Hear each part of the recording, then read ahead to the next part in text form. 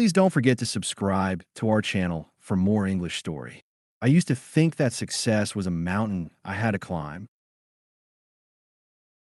and the only way to get there was to carry the weight of the world on my shoulders. Every step I took felt heavy, not because the path was steep, but because I was carrying so much I didn't need. Expectations, comparisons, the constant, gnawing voice in my head that whispered, "You're not enough."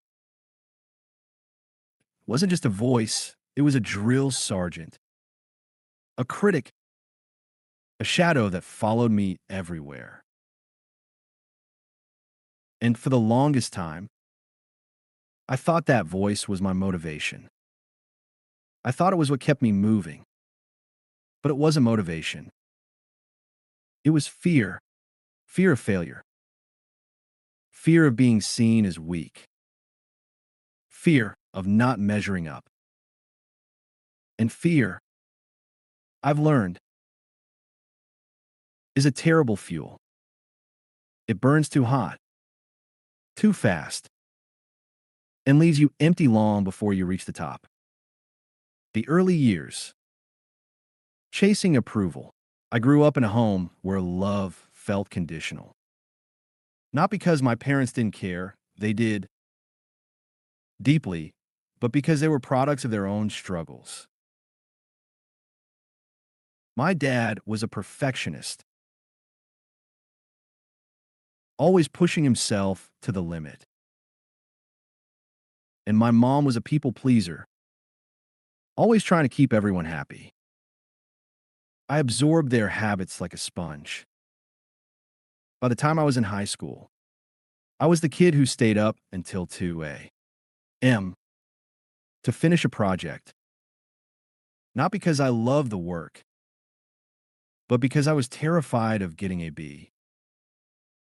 I was the one who volunteered for everything. Not because I wanted to lead, but because I didn't want to disappoint anyone. And for a while, it worked. I got the grades, the accolades, the pats on the back. But inside, I was crumbling. I remember one night, sitting at my desk, staring at a blank page for an essay that was due the next day. My hands were shaking, my chest tight. I couldn't think, couldn't breathe. And then, out of nowhere, I started crying. Not the graceful, single tear kind of crying, but the ugly, snotty, can't catch your breath kind. I didn't understand why. I just knew I was exhausted. And no matter how much I did, it never felt like enough. That was the first time I realized something was wrong. But instead of stopping to figure it out, I pushed harder. I told myself I was being weak, that I needed to toughen up. So I did. I buried the feelings, put on a smile, and kept climbing. The breaking point. It wasn't until my mid-20s that the cracks started to show. I was working a job I hated, in a city I didn't love, surrounded by people who didn't really know me. I was good at pretending. Though, I had the Instagram perfect life. The brunches, the sunsets, the hashtags about hustle and grind. But behind the filters, I was drowning. One day, I woke up and couldn't get out of bed. Not because I was tired, but because I didn't see the point. Everything felt hollow. The goals I'd been chasing, the promotions, the money, the approval suddenly felt meaningless. I didn't know who I was anymore. I didn't know what I wanted. All I knew was that I was tired, so tired. That was my breaking point. And as painful as it was also the best thing that ever happened to me because it forced me to stop, to look at my life and ask, why am I doing this? What do I really want? And for the first time, I didn't have an answer. The shift from toxic to genuine. The journey from toxic motivation to genuine inspiration wasn't linear. It was messy, confusing, and often painful, but it was also beautiful because it was the first time I allowed myself to be human. It started with small steps. I quit my job and took a few months off to just be. I started therapy, which was terrifying at first. I wasn't used to talking about my feelings, let alone admitting I needed help. But slowly, I began to unpack all the baggage I'd been carrying. The need to prove myself, the fear of failure, the belief that my worth was tied to my achievements. I also started doing things just because they brought me joy.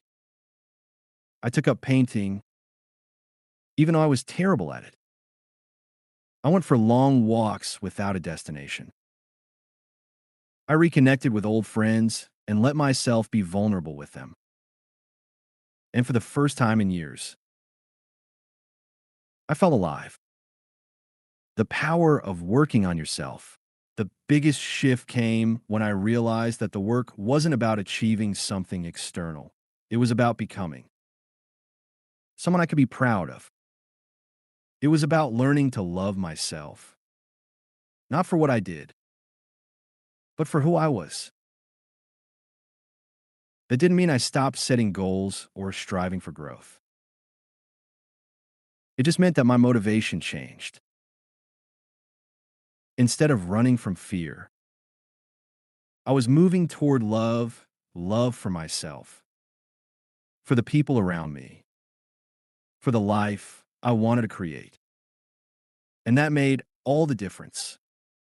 There were still hard days, of course, days when the old voices crept back in, telling me I wasn't good enough.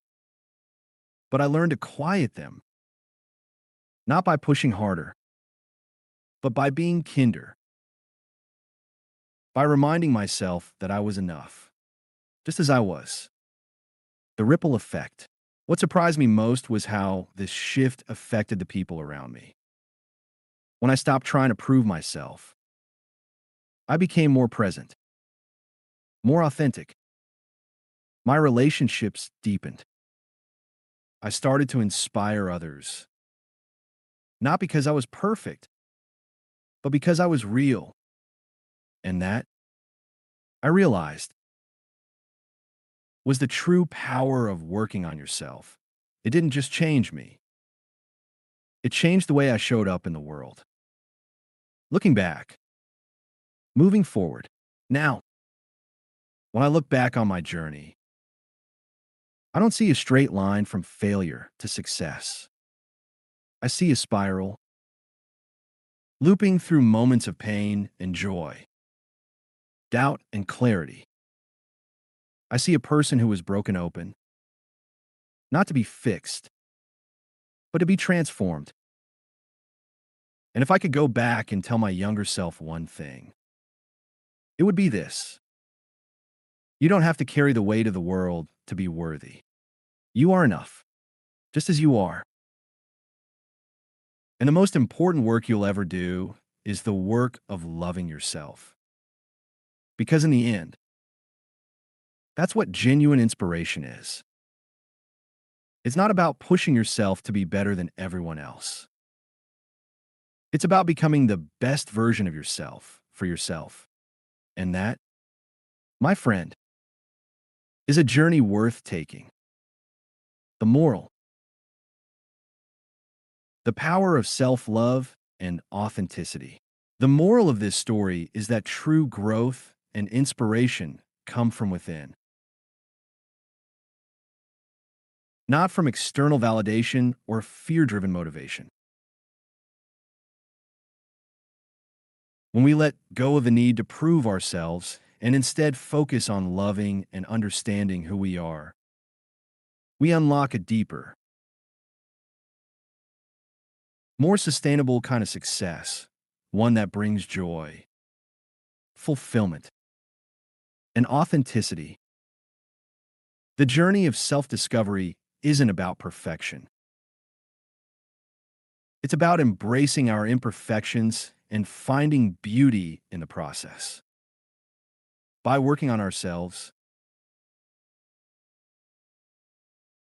we not only transform our own lives, but also create a ripple effect that inspires and uplifts those around us. Part 2. The journey continues. Life didn't magically become perfect after I made that shift. In fact, it got messy in some ways. But it was a different kind of mess, one that felt alive, real, and full of possibility. Let me take you through the next chapter of my journey, because the work of becoming never really ends. It just evolves. The first steps forward. After quitting my job and taking time to heal, I knew I couldn't stay in that limbo forever. I had to figure out what came next. But this time, I approached it differently. Instead of asking, "What should I do?" I asked, "What do I want to do?" It was a subtle shift in language, but it changed everything. I started by making a list of things that lit me up inside. Not things I thought would impress others or look good on a resume, but things that made me feel alive. Painting was on that list, even though I still wasn't very good at it. So was writing,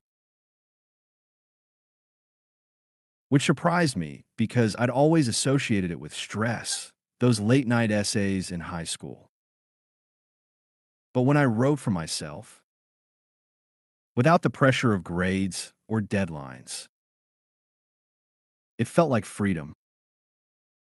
I also realized I wanted to help people, not in a grandiose, save the world way, but in small, meaningful ways. So I started volunteering at a local community center, teaching art to kids. It wasn't glamorous, and it didn't pay much, but it filled my soul in a way my old job never had. The challenges of staying true. Of course, old habits die hard. There were moments when I doubted myself, when the voices of fear and comparison crept back in. I remember scrolling through social media one day and seeing a former colleague post about their promotion. My stomach dropped. That could have been me. I thought I should have stayed. I should have tried harder. But then I caught myself. I took a deep breath and asked, is that what I really want? Or am I just scared of falling behind? It wasn't easy, but I reminded myself that my journey was mine alone. It didn't have to look like anyone else's. The power of community. One of the most beautiful things about this new chapter was the people I met along the way. When I stopped trying to be perfect, I started attracting people who valued me for who I was, not what I could do.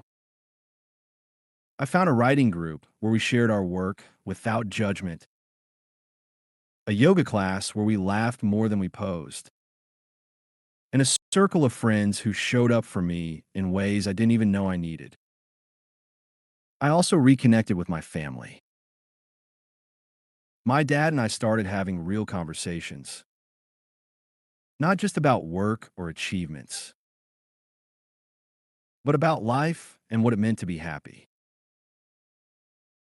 I learned that he'd struggled with many of the same fears I had. And that vulnerability brought us closer than ever. The ripple effect grows. As I continue to grow, I noticed something incredible. The more I embraced my own journey, the more I inspired others to do the same. Friends started opening up to me about their own struggles, and I realized how many of us were carrying the same weight. I didn't have all the answers, but I could listen. I could share my story. And sometimes that was enough. One of the most powerful moments came when a young woman from the community center approached me after class. She was shy, barely meeting my eyes, but she handed me a painting she'd made. It was a swirl of colors, messy and beautiful. And in the corner, she'd written, "Thank you for showing me it's okay to be myself." I cried that day, not because I was proud of what I'd done, but because I realized how far I'd come. The new normal. These days, my life looks nothing like I thought it would. I'm not rich or famous, and I don't have a fancy title, but I'm happy. I wake up most mornings excited about the day ahead. Not because everything is perfect, but because I'm living a life that feels true to me. I still have hard days, of course.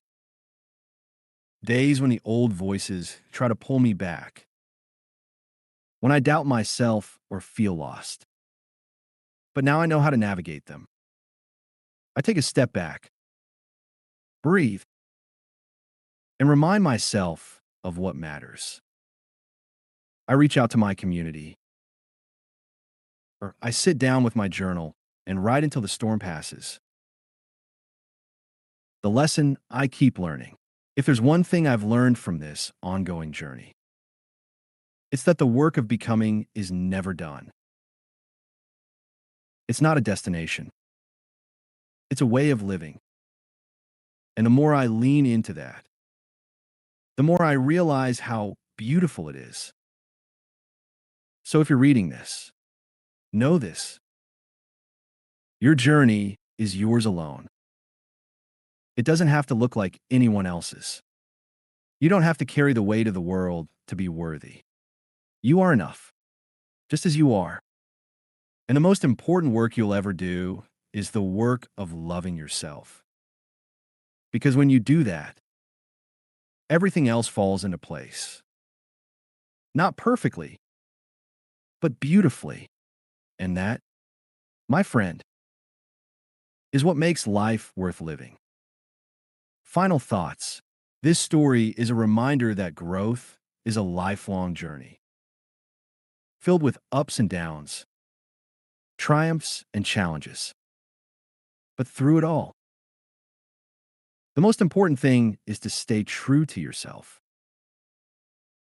When you let go of toxic motivation and embrace genuine inspiration, you create a life that's not only meaningful, but also deeply fulfilling. And in doing so, you inspire others to do the same. I'm so glad you spent this time with me.